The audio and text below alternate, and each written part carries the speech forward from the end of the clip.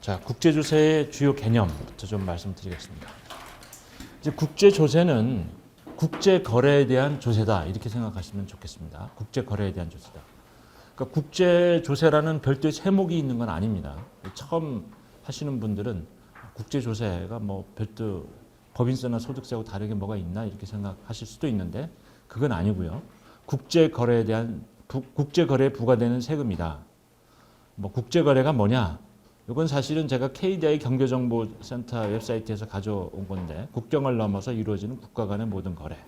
이렇게 상식적으로 이해를 하시고 그러니까 여기에는 세금이 항상 따라 붙는데 국제거래에 주로 관련이 많이 되는 것은 뭐 다른 여러 가지 세금, 상속세, 증여세도 있을 수가 있지만 늘상 많이 발생되는 세금은 부가가치세, 소득과세 이렇게 말씀드릴 수가 있습니다. 소득과세라는 건 소득세, 법인세를 줄여서 그냥 소득과세 이렇게 얘기를 하는데 우리나라는 이게 소득세법은 별도 개인 소득세만을 담고 있죠. 소득세가. 법인세는 정확하게 말하면 법인 소득세죠. 법인의 소득을 이제 하나의 세목으로 법인세 이렇게 부르는데 외국에 가시면은 그냥 인컴택스라는 인컴택스 로우라고 하는 거에 개인 소득세하고 법인 소득세가 같은 법 체계 안에 같이 들어가 있는 그런 나라가 더 많습니다, 사실. 영국도 그렇고 미국도 그렇고 인도. 근데 이제 우리가 이제 일본 영향을 받아서 일본이 이제 이렇게 구분을 해서 그래서 그런 건데 그래서 우리나라는 소득세 얘기는 항상 개인 소득세만 생각하시는데 오히려 국제조세에서는 소득세다 그러면 이건 인컴택스다라고 하면은 그건 법인세를 함축하는 개념이다 이렇게 생각하시면 좋습니다. 근데 이제 그게 혼동이 오실까봐 제가 그래서 소득세, 법인세를 우리말로 표현할 때는 합한 개념으로서 소득과세라고 이렇게 표현합니다. 그러면 아예 소득과세라는 건 이 두 개를 동시에 가리키는 거구나 이렇게 이해를 하시면 되겠습니다. 그런데 제가 이제 오늘부터 내일까지 계속 설명드리는 것의 주요 내용은요, 이 소득세, 법인세, 특히 법인세에 관한 얘기를 할 겁니다. 부가가치세는 왜 국제거래에 관련되는 세금이라고 하면서 별로 안 하느냐? 한마디로 말씀드리면 이중과세 가능성이 매우 적기 때문에 그렇습니다. 그래서 별도로 국내 거래에서 얘기되는 논리를 그냥 적용하면 되는 거지. 굳이 국제거래에서 뭐 특별히 달리 설명할 게 별로 없어요. 뭐 기껏해야 이제 영세율 또 수입부가세 정도인데 그게 뭐 논리가 특별히 달라지는 건 아니고 조금 행정적으로 좀 더 챙겨보면 되는 정도거든요. 그 이유는 뭐냐면 왜 이중과세가 국제적으로 별로 발생하지 않느냐. 대부분의 나라가 부가가치세를 도입을 하면서 소비지 과세 원칙을 채택을 하고 있기 때문에 그렇습니다. 소비지 과세 원칙이라는 건 뭐냐면 공급하는 국가에서는 과세를 안 하고 이 부가가치세 그것을 소비자가 그걸 소비할 때 과세한다는 겁니다. 우리나라도 그걸 철저하게 그 원칙을 존중하고 있는데 우리나라가 아주 철저하게 존중하는 나라입니다, 진짜. 여러분 영세율이라는 건 이제 실무적으로 좀 해보셨으니까 그 실무 입장에서 말씀을 드리면 어떤 겁니까? 그것은 수출을 할 때 대부분 수출 아닌 경우도 물론 덜어 있긴 합니다만 수출할 때 영세율을 매출에다가 곱하기 부가가치세 영세율을 곱한다는 거 아닙니까? 그러니까 매출세액이 제로예요. 매출세액 원래 그 부가가치세는 매출세액 마이너스 매입세액 그것이 부가가치세 세액이잖아요. 그걸 납부하는 거잖아요. 매출세액이 제로예요. 그럼 마이너스 매입세액. 매입세액이 뭡니까? 매입세액이라는 건 뭐 이제 예를 들어서 수출하는 재화를 생산하거나 또는 그걸 유통 과정에서 들어간 각종 여러 가지 그 뭐 용역 수수료 또는 원재료 뭐 구입비 이런 거에 녹아 들어가 있는 이걸 구입할 때 자기도 모르게 냈던 뭐 사실은 모르게는 아니죠. 근데 하여간 뭐 선택의 여지가 없어서 그냥 한꺼번에 물건값에 얹혀서 낸 것들이잖아요. 거기에 그게 이제 매입 부가가치세가 이미 별도의 그 상대방 거래 상대방한테 준 거죠. 그것을 어떻게 하느냐? 마이너스 영세율 적용하게 되면 마이너스 매입세액, 이건 환급을 의미합니다. 그래서 여러분 다 환급 신청해서 그 기업에서 다 받잖아요. 이 말은 뭐냐면 심지어 매출세액은 물론이고 매입세액까지 철저하게 부가가치세는 안 낸다는 겁니다. 그러니까 공급 과정에서는 부가가치세는 과세가 안 이루어지는 겁니다. 하지만 이제 반대로 여러분 뭘 이렇게 수입하려고 그러면 그 세관에서 어떻게 합니까? 관세가 통관될 때 관세 붙는데 관세에다가 또 얹혀가지고 부가가치세까지 누가 걷어요? 세관장이 걷습니다. 세관에서 걷습니다. 그죠? 그래서 수입 부가가치세는 세관에서 징수하죠. 그리고 수입 부가가치세 관련된 세금계산서도 세관장이 끊어줍니다. 그죠? 네. 그러니까 이렇게 들어오는 것은 그래서 다 거기서 또 그 말은 뭐냐면 세관장에서 그렇게 부가가치세를 거래 징수한다는 것은 그 말은 뭐냐면 철저하게 소비지국에서는 과세가 이루어진다는 뜻입니다. 이 원칙이 우리나라뿐만 아니라 세계 대부분 국가에서 이 원칙을 적용하고 있기 때문에 이중과세가 별로 일어나질 않아요. 부가가치세는. 그러니까 이거 별도로 국제거래라고 해서 별도로 뭘 신경 써야 될 세무 분야가 특별히 더 없다는 거죠. 그러니까 국제조세라는 말을 할 적에는 부가가치세는 별로 얘기를 안 합니다. 근데 소득과세로 가게 되면 이것은 이중과세 가능성이 확 높아집니다. 왜냐? 그건 일단 소득과세가 국내 거래할 적에는 그런 게 없었는데 국제거래를 하게 되면 본질적으로 필연적으로 이중과세가 발생할 수밖에 없어요. 특별히 어떤 그걸 해결해주는 장치를 두지 않는 한. 그 왜 그러냐? 이제 그걸 설명을 드릴 테니까 잘 들어보십시오. 국제거래에 적용되는 소득과세 기본 원칙은 두 가지입니다. 하나는 원천지국 과세 원칙, 하나는 거주지국 과세 원칙. 원천지국 과세 원칙은 source principle이라고 부르고요, 영어로. 거주지국 과세 원칙은 residence principle이라고 부릅니다. 같이 보실까요? 원천지국 과세 원칙은 자국에서 발생한 소득에 대해서는 그 귀속자를 가리지 않고 과세권을 행사하는 원칙입니다. 자, 이 말이 뭐냐면요. 국내에서 발생한 소득이라 하면 그게 내국인, 거주자가 그 소득을 창출했건 아니면 외국인 또는 외국 법인, 비거주자가 창출했건 간에 우리나라 땅에서 우리 땅에서 소득을 했으니까 세금 내고 가라 이겁니다. 세금 안 내고 가면 뭐라고 부릅니까 우리가? 쓰는 말 있죠. 뭐죠? 먹튀라고 그러죠. 먹튀라고 하죠. 그래서 굉장히 그 말은 뭐냐면 용납을 할 수 없다는 거예요. 우리나라에서 돈 벌었으면 우리가 세금 내고 가야지. 그거 안 내고 가면 부당하다 이런 생각을 하게 됩니다. 사실 제가 지금 국제조세에 관한 책을 아주 입문서 좀 간단한 이 책이 너무 두꺼워서 제가 강의를 하려고 보니까 대학에서 대학생 또는 이제 처음 이 세금 하시는 분들한테 국제조세 한다고 이렇게 두꺼운 책을 내밀 수가 없어요. 그래서 지금 별도 교재를 만들고 있는데요. 제가 왜 그 말씀을 드리냐면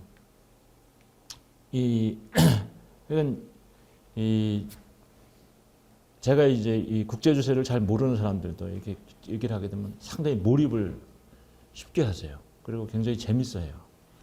그게 왜 그런가 가만 보면은 이게 보면 우리 거라는 생각이 들어요. 이게 이제 국제조세는요 과세 관할권 어느 나라에서 과세하느냐. 그러니까 우리나라에서는 과세가 안 되고 외국에서만 과세한다. 이런 얘기를 들으면 사람들이 막 흥분을 해. 네. 자, 그래서 좀 이게 다른 집중도가 높아지더라고요. 이런 얘기 나오면. 아무튼 원천지국 과세 원칙이라는 것은 자국 땅에서 난 부분에 대해서는 그게 소유자가 누구인가에 관계없이 누가 소득의 귀속자인지 관계없이 우리나라에서 과세를 해야 된다. 이게 당연하다고 생각하는 거예요.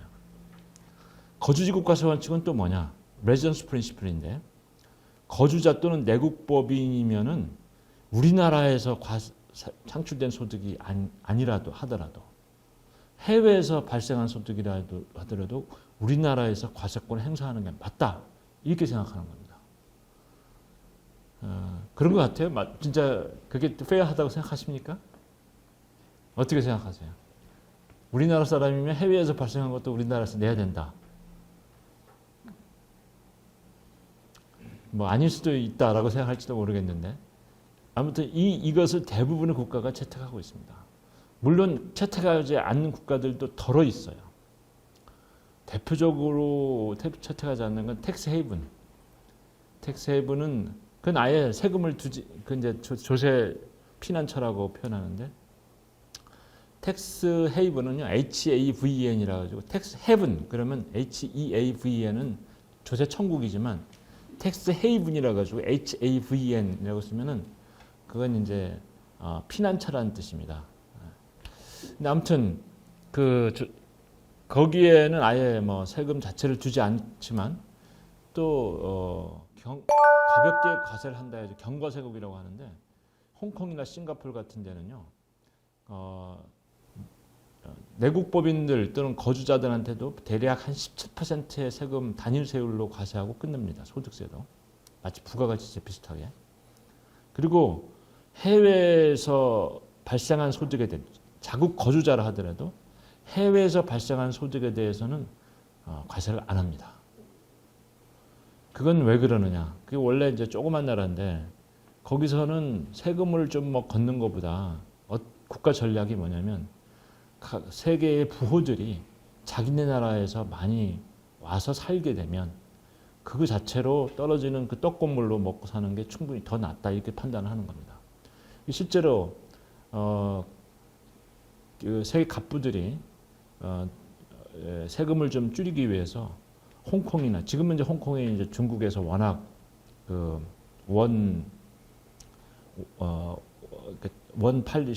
스테이트 팔리시, 한 단일국, 하나의 중국 정책을 홍콩에 강하게 밀어붙여가지고 지금은 이제 홍콩을 떠나는 갑부들이 좀 많이 생겼는데 싱가포르 같은 데가 그래서 이제 반사적인 이익을 많이 누리고 있죠. 그 사람들이 싱가포르로 가니까.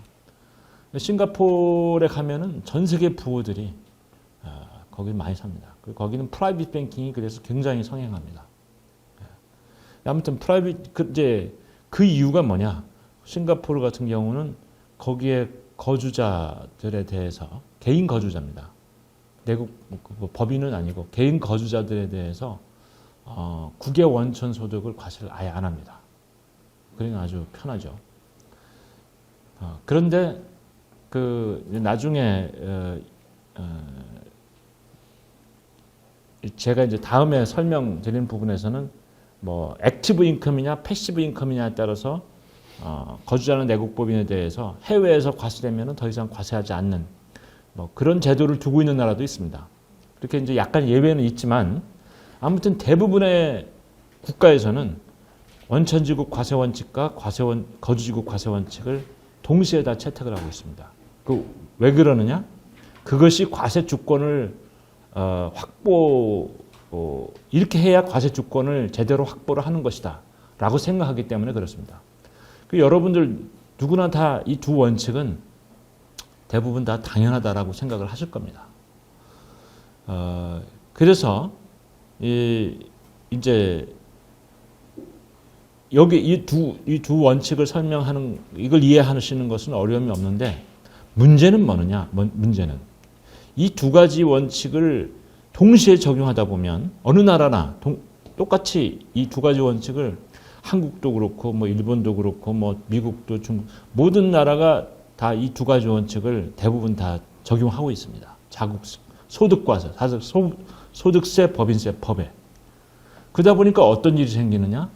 이중과세가 필연적으로 생긴다는 겁니다. 이중과세가. 여기 나와 있죠. 대부분의 국가에서는 원천지국 과세 원칙과 거주국 과세 원칙을 병행해서 적용하기 때문에 국제적 이중과세 발생이 불가피하다. 자, 이걸 이제 예를 직접 여기 들어보겠습니다.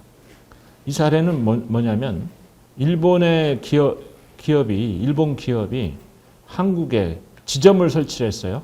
가지고 지점을 해서 이렇게 사업소득을 창출했습니다. 사업소득을 그 금액이 100이라고 가정을 하면은요.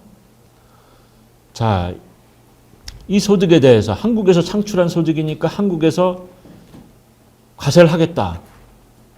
이렇게 해서 적용되는 원칙이 아까 뭐라고 했습니까? 답변해 보세요. 소스 프린시플. 우리나라에서 소스 프린시플로 과세를 하죠. 뭐 대표적인 세율이 뭐 지금 25%도 생겼습니다만 오랫동안 22%로 했으니까 여기다 지금 22%를 지금 적어놨는데요.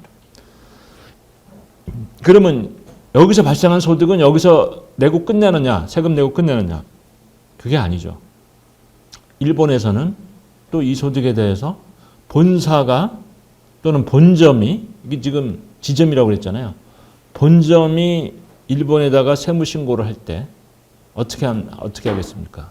이것을 지점 소득을 합산하죠. 그러면서 그냥 요 100을 다시 한번 일본 과세당국에 신고하는 셈이 되는 거예요. 그러면서 일본 법인세법이 부과되죠. 그건 무슨 원칙에 적용되고 있는 거예요? 거주지구 과세 원칙 적용되고. 그래서 우리가 이렇게 뭐 굳이 세무 신고할 적에 소스 프린시플, 레지던스 프린시플 이렇게 이런 이론적인 이런 걸 따지지는 않았지만 법에 벌써 다 녹아 있습니다. 다 녹아 있는데 이렇게 하다 보니까 이중과세가 생기죠. 그래서 어떤 이중과세 해소를 위한 장치를 두고 있지 않으면 여기 써놨죠. 포텐셜 더블 텍세이션. 적어도 어느 한 나라에서 낸 세금은 이중과세가 되기 마련이다. 그러면 여기서 이런 사업장을 두지 않고 또는 지점을 두지 않고 그냥 예를 들어서 뭐 라이선스 이런 걸 주고 특허권이라든지 뭐 기술 이런 걸 전수해주고 사용료를 받는다. 로열티라고 부르죠. 그러면 이런 일이 없을까? 근데 그것도 일종의 국제거래잖아요. 현재 사업장이 없다 뿐이지 그것도 일종의 국제거래입니다. 국제거래를 통해 소득이 발생하잖아요. 그 로열티를 받잖아요. 그 받은 로열티에 대해서 어떻게 됩니까? 한국에서 돈 주는 사람이 어떻게 하면 다 원천징수 하죠. 우리가 일본에다가 뭘 이렇게 로열티 지급할 때 원천징수 안 합니까? 다 하잖아요. 미국 어느 나라한테 보내도 다 기본적으로 원천징수 하고 있습니다. 물론 조약에 따라 일부 안 하는 데도 있긴 합니다만. 근데 하여간 기본적인 디폴트는 원천징수를 합니다. 우리나라 지금 한일조세조약상의 10%니까 10이라는 로열티가 생겼다면 1만큼을 원천징수하게 됩니다. 근데 이것은 바로 받은 이 로열티 소득을 한국 기업으로부터 받게 되면 이 일본 기업은 일본에다가 바로 뭐 어떻게 세무 신고할 적에 법인세 신고할 적에 과세 소득으로 들어가죠. 다시 이 10이라는 로열티가 또 역시 마찬가지로 일본에서 과세를 신고 납부를 해야 되는 과세 소득으로 잡히니까 이건 뭡니까? 여기서도 또 이중과세 위험이 있는 거죠. 그래서 꼭 현재 사업장이 있다 없다 이걸 떠나서 국제 거래를 하게 되면 이런 이중과세 위험에 노출된다. 이 말씀을 드리고 싶고요. 이것은 어떤 예라고 말씀드릴 수 있냐면 소스 프린시플과 레지던스 프린시플이 한국에서는 소스 프린시플, 일본에서는 레지던스 프린시플이 하나의 거래에 대해서 동시에 적용되다 보니까 발생하는 그런 전형적인 이중과세 사례입니다. 이 다음 사례는 어떤 사례냐? 여기서는 레지던스 프린시플, 아까 말씀드린 레지던스 프린시플 요거요. 거주지구과세 원칙. 요거 하나만 가지고도 이중과세가 발생할 수 있다는 겁니다. 이거 하나만 가지고도. 그건 뭐냐면 이중거주자 문제인데 이중거주자. 이 개인의 경우에 흔히 발생하지만 법인의 경우에도 가끔 발생을 합니다. 이중거주자 문제가. 이거는 이제 사례를 제가 말로 설명을 드리면 이런 사례입니다. 이건 이제 일본의 사업가가요. 자, 일본에서 태어났고 교육받고 거기서 혼인해서 자녀를 두고 완전히 일본 사람입니다. 근데 거기 사업을 잘했어요. 이 사람이 일찌감치 70년대, 80년대부터 눈을 떠가지고 차이나가 개방을 하자마자 그 싼 노동력을 그 활용해가지고 거기서 이제 예를 들어서 의류를 생산했다고 합시다. 근데 그걸 한국의 동대문 쇼핑몰 여기에 이제 가게를 입점을 해가지고 거기서 이제 이걸 말하자면 생산해서 이쪽으로 말하자면 중국 입장에서 보면 수출, 한국 입장에서 보면 수입을 해가지고 여기서 많이 팔아요. 그래가지고 뭐 많은 여기서 히트를 쳤어요. 돈을 벌어가지고 그 돈으로 일본에 상가도 사고 회사도 설립하고 아주 사업가가 됐습니다. 그래서 소득이 일본에서도 발생하고 한국에서도 발생하고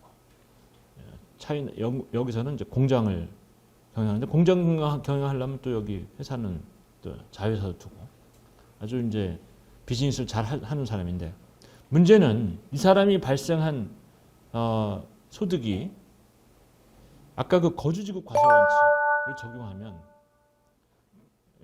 만약에 일본 거주지국 과세 원칙, 일본에서 거주지국 과세 원칙을 적용하게 되면 어떻게 됩니까? 한국에서 발생한 소득까지 다 일본에서 과세할 수 있잖아요. 우리나라도 마찬가지입니다. 우리나라 이 사람이 우리나라 거주자다라고 하면 일본에서 발생한 소득까지 우리나라에서 과세를 할 수가 있어요. 만약에 그 중국의 거주자라고 한다면 설사 이 사람이 지금 여기서는 중국에서는 특별한 소득이 없다 하더라도 중국 과세당국이 거주자고 보면은 해외에서 발생한 소득까지 다 과세할 수가 있습니다. 중국 세법에 그렇게 돼 있어요. 그럼 거주자 요건이 뭐냐? 각국이 다 비슷비슷한데요. 대부분 우리나라 걸 가지고 주로 설명을 드리면 주소를 두고 있으면은 거주자입니다. 근데 주소라는 게 주민등록상의 주소가 아니고 소위 말해서 이제 그 생활의 본거지, 즉 그 항구적 주거라고 부르는데 이제 조세조약상에는 퍼머넌트 홈. 그러니까 주민등록장 소재지 이런 걸 떠나서 가족들과 같이 살고 그 다음에 경제적으로 이해관계가 많고 그리고 여기서 주로 이제 여기서 거주를 해야만 할 수 있는 그런 직업을 가지고 있었대. 이럴 때는 거주자로 봅니다. 그런데 이제 이것도 그걸로 잘 판단이 안 될 때는 자국에 183일 이상 거주를 하면은 또 거주자로 봐요. 지금 일본은 그런 경우에 뭐 가정도 여기 있고 뭐 가족도 여기 있고 하니까 일본에서 이 사람을 일본 거주자로 보는 건 너무 당연하죠. 한국도 이 사람이 여기서 바이탈 인터레스트 여기 뭐 많은 그 사업장을 두고 여기서 소득을 다 여기서 실현시켰고 굉장히 여기 경제적으로 중요하잖아요. 그러니까 이 사람이 여기에 주소가 있다라고 한국 세무당국은 볼 수 있단 말이죠. 그래서 여기 있는 세금까지 부동산 소득에서 거기서 뭐 임대 소득 같은 게 있다면 소득까지 다 끌어당겨서 과세하려고 할 수 있다는 거죠.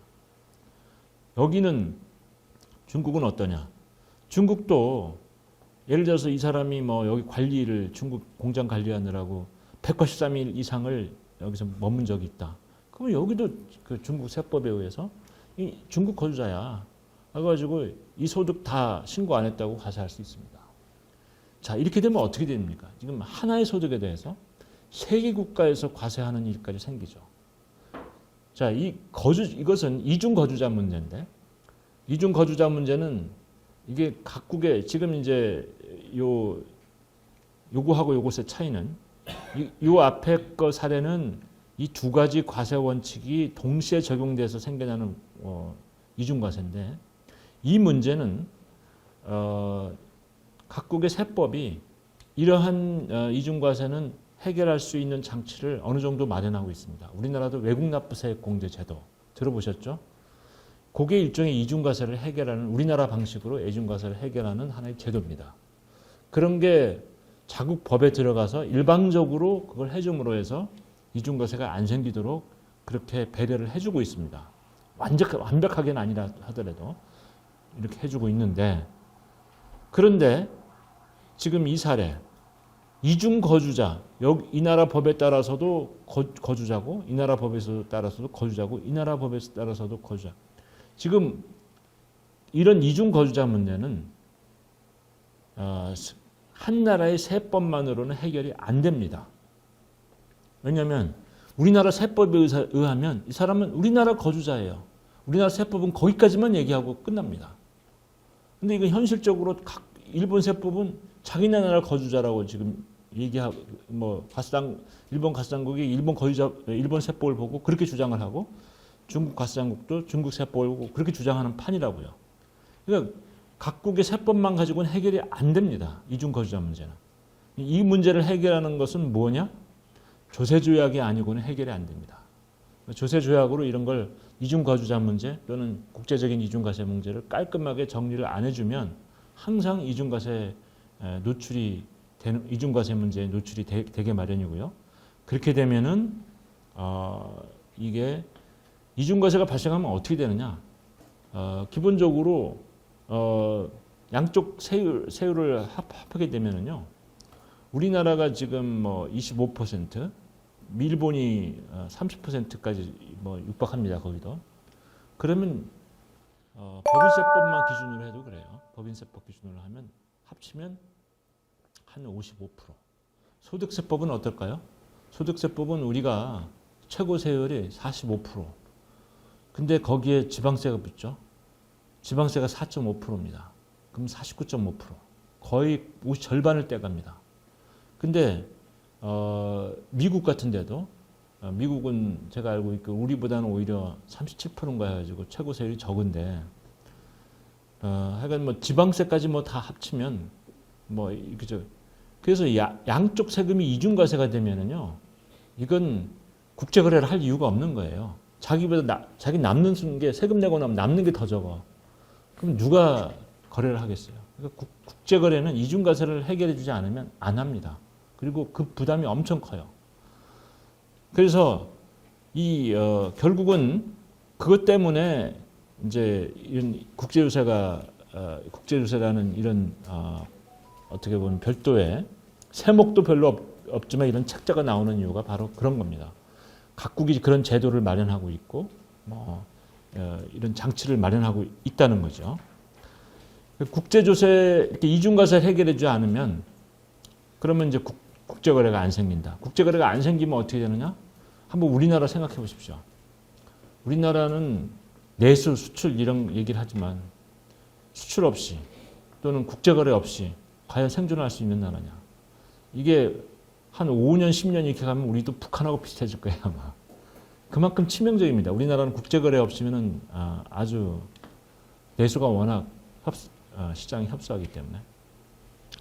그래서 이걸 이중과세 방지의 중요성을 사실 이렇게 일일이 말하지 않아도 조금만 생각해 보면 알 수가 있습니다. 그래서 이 각국이 국교를 정상화하면은요, 말하자면 신생국이 생겼다. 또는 그동안 여러 가지 이유로 해서 외교 관계를 단절하다가 다시 탔다. 그러면은 초기 단계에 체결하는 조세조약이 이중과세 방지를 해결하기 위한 이 이중과세 방지 협정, 그걸 조세조약이라고 이제 제가 줄여서 부르는데 이중과세 방지 협정, 투자보장 협정, 이 두 가지가 수교를 하게 되면 초기에 체결하는 조약입니다. 이런 성격 때문에 제가 그 기재부 근무할 적에 신생국에 가가지고 우리나라는 국교를 정상화하는 나라에 가가지고서 이중과세 방지 협정 체결한다고 출장을 많이 갔어요. 그래서 제가 94년, 95년 이때 이제 국제요새 기재부 국제요새과 갔다는 얘기 말씀드렸는데 그때 가가지고 처음에 간 게 남아프리카 공화국. 왜 남아프리카 공화국이 왜냐? 그 전까지만 해도 전 세계 국가들이 남아공하고 국교를 단절하는 경우가 많았어요. 우리까지 포함해서. 왜 그랬냐? 인종차별이 심해가지고. 그래서 이제 유엔에서까지도 거기를 국제적인 제재, 외교적인 제재를 가했죠. 근데 이제 넬슨 만델라 대통령이 이제 들어서면서 거기도 정권이 바뀌고 그래서 이제 그 인종차별 정책을 폐지하고 나서 이제 각국이 수교를 하게 되는데 우리도 이제 막 수교를 한 거였어요. 그 바람을 타고. 그래가지고 이중과세 방지 협정을 체결한다 가지고 제가 94년 10월인가에 그 기재부 국제요새과 사무관으로 근무를 시작을 했는데 처음 간 게 그거였어요. 남아프리카 공화국. 그래서 한 일주일간 거기 갔었는데 그 뒤로 제가 이제 여러분들 잘 안 가보신데 간 걸 말씀드리면 파푸아뉴기니, 그 다음에 지금은 사람들이 많이 가는다면 막 CIS 컨트리라고 그래가지고요. 그 소련이 붕괴되면서 러시아 뭐 여러 나라로 쪼개졌죠. 한 15개 국가 CIS 컨트리 거기를 이제 많이 갔어요. 우즈베키스탄, 카자흐스탄, 탄자로 끝나는 뭐 키르기즈스탄, 또 우크라이나도 제가 90년대 후반에 조세조약 협상하러 간 적이 있었고요. 제가 한 1, 2년 전에 우크라이나 그 한 10몇 년, 20몇 년 전이죠. 그때 출장 가가지고 그때만 해도 30대 후반이었죠. 그 사진을 다시 보면서 참 옛날 감회가. 그래가지고 그때 지금 키예프인데 키우 있지 않습니까? 폭격받고 지금 완전히 폐허가 된 거기 가가지고 조세 협상한 그 사진들이 있고 또 그 앞에서 그 건물들 앞에 사진 찍은 거 이거 보면서 감회가 참 새로웠습니다. 아무튼 제가 그렇게 막 전 세계적으로 다녔던 것은 왜 그러냐?